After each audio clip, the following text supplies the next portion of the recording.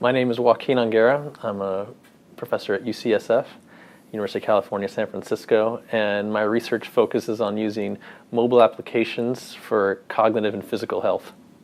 And my research involves a study that I'm deeply involved with, which involves using a mobile tablet, so an iPad, and a video game on it that we call Evo.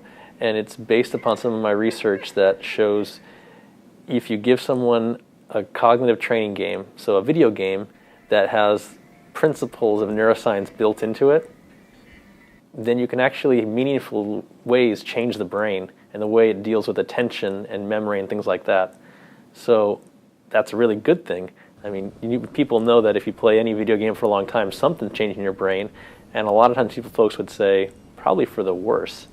But that's not always the case. If it's made in the right way and given to the right person that has deficits in certain areas, and you're really targeting a specific thing, you can change the brain in a positive way.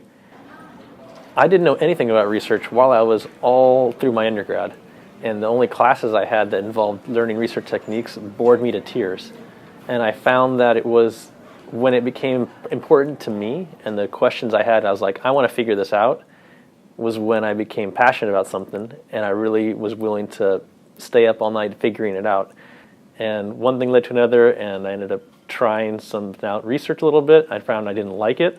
I tried a different kind that was more up my alley of physical and actually learning about questions I was interested in. And that one thing led to another, and suddenly here I am. I really found that I was passionate about doing research when it was questions I was interested in. Life is fun. It's because you get to come up with answers to questions no one's asked.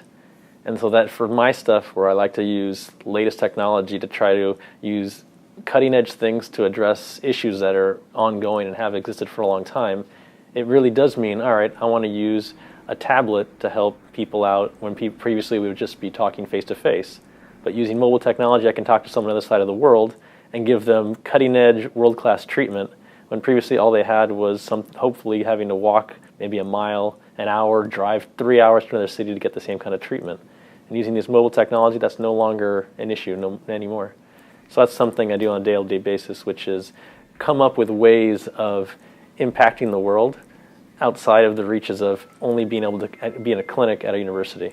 Great. And so I try to do things, and a lot of my research involves being able to get outside of the walls of the university and still deliver high-quality care in an impactful fashion.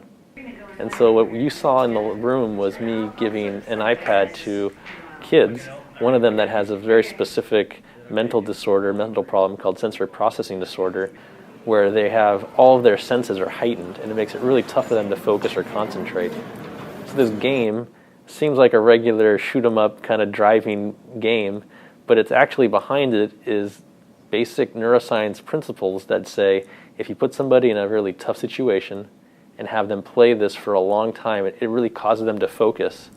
And the focusing process triggers certain circuits in your brain that help you focus. And the idea is, all right, just like going to the gym and doing so many sets or weightlifting, you use the same circuitry over and over again and really push it, well, then you might actually cause a meaningful change in the brain that lasts for a while.